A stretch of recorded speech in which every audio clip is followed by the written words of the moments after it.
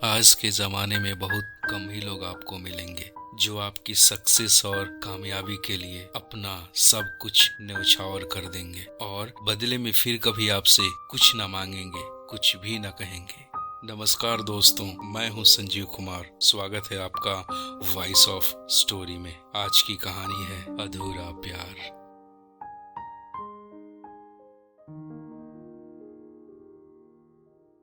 अनामिका मध्य प्रदेश से दिल्ली आई थी कॉलेज के लिए और अयान राजस्थान से उसी कॉलेज में पढ़ने आया था।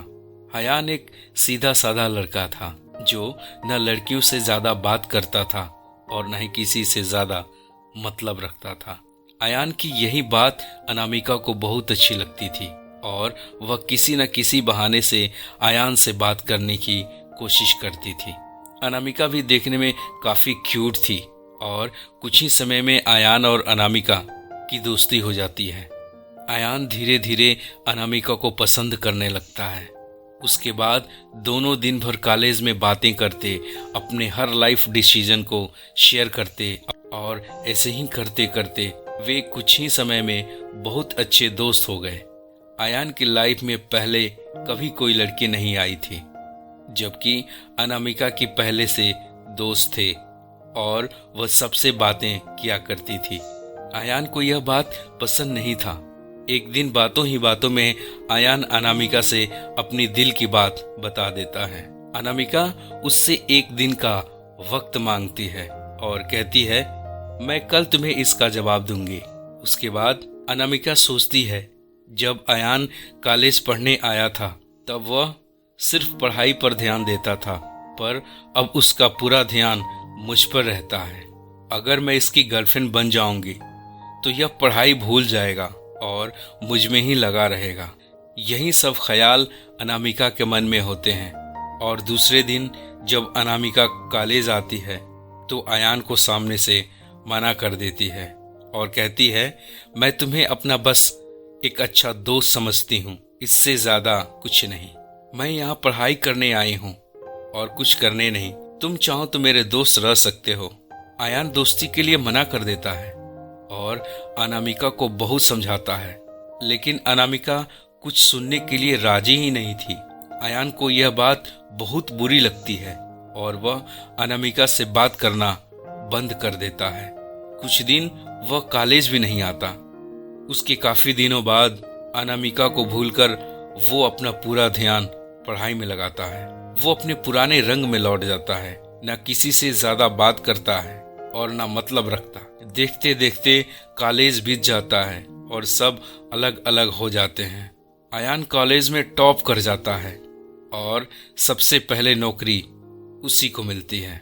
2-3 साल बीत जाते हैं। न अयान को अनामिका का पता रहता है और न अनामिका को अयान का कुछ पता रहता है। अयान जिस कंपनी में काम कर रहा था, अब वह अपनी कंपनी छोड़कर एक नई कंपनी ज्वाइन करता है, जिसमें उसकी पोस्ट पहले से भी अच्छी थी और सैलरी तो पूछो मत। जब अयान पहले दिन ऑफिस जाता है तो उसे पता चलता है कि अनामिका इसी ऑफिस में उसकी जूनियर है। उसके बाद वह जब भी सामने से टकराती, जब भी वो सामने से गुजरती, वह उस पर बिल्कुल भी ध्यान नहीं देता और अपने काम में ही लगा रहता। कुछ दिनों तक ऐसा ही चलता है, पर दोनों एक दूसरे को पहले से जानते थे। लेकिन एक दिन दोनों को एक प्रोजेक्ट के लिए साथ में बाहर जाना पड़ता है। प्रोजेक्ट के बाद न चाहते हुए भी अयान और अनामिका की बातें होनी शुरू हो जाती हैं। अयान के बार बार जिक्र करने पर अनामिका उसको समझाती है कि आखिर उसने उसको मना क्यों किया था। अयान को अनामिका की बात अब समझ आ जाती है और दोनों में एक बार फिर से वही पुरानी वाली गहरी दोस्ती हो जाती है। पूरे ऑफिस में दोनों की दोस्ती की चर्चे होने लगते हैं। अयान सीधा साधा लड़का रहता है, उसको ज्यादा कुछ समझ में नहीं आता। अयान कुछ समय बाद अनामिका को डिनर पर ले जाता है और फिर उससे वहां पे अपने प्यार का इजहार करता है, लेकिन किस्मत को कुछ और ही मंजूर था। अनामिका इस बार भी कुछ झिझकती है, पर वो अयान को एक बार फिर से मना कर देती है और कहती है कि उसके पास कोई चारा नहीं है, क्योंकि कुछ ही दिनों में उसकी शादी होने वाली है। अयान का दिल एक बार फिर से टूट जाता है, चकनाचूर हो जाता है। वह बिना कुछ कहे वहां से चुपचाप चला जाता है। घर जाने के बाद अनामिका रात भर सोचती रही कि अयान एक अच्छा लड़का है और वैसा लड़का मुझे कभी भी नहीं मिलेगा। वो फैसला करती है कि कल सुबह जब वो ऑफिस आएगी तो वो अयान को हाँ कर देगी और अपने मम्मी पापा को मनाकर अयान से शादी कर लेगी। जब दूसरे दिन अनामिका ऑफिस जाती है तो उसको पता चलता है कि अयान ऑफिस छोड़कर जा चुका है और वो भी हमेशा हमेशा के लिए। जाते जाते अयान अनामिका को एक खत छोड़े गया था जिसमें लिखा था, जिस दिन मैंने तुम्हें देखा था उसी दिन से मैं तुमसे प्यार करता हूँ। मैं तुम्हें जिंदगी में कभी नहीं भूल पाऊंगा। तुम जहाँ भी रहो, जिसके साथ भी रहो, खुश रहना। अब इस जीवन में इस दर्द के साथ ही जिंदा रहूंगा। मैंने हमेशा तुमसे प्यार किया है और केवल प्यार ही किया है। तुम मेरी जिंदगी में आने वाली पहली और आखिरी लड़की हो। अब ना मेरी जिंदगी में कोई आएगा और ना मैं किसी को आने दूंगा। मैं बस अब तुम्हारी यादों में रहूंगा।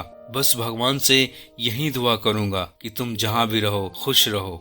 उसके बाद अनामिका को बहुत तकलीफ होती है। वो रोती है और अयान को खोजने की बहुत कोशिश करती है, पर कई साल के बाद भी उसको अयान जब नहीं मिलता है तो वो अपने माँ बाप के पसंद के लड़के से शादी कर लेती है। इस तरह दोनों हमेशा हमेशा के लिए एक दूसरे से दूर हो जाते हैं, वो भी अपने अपने दर्द के साथ।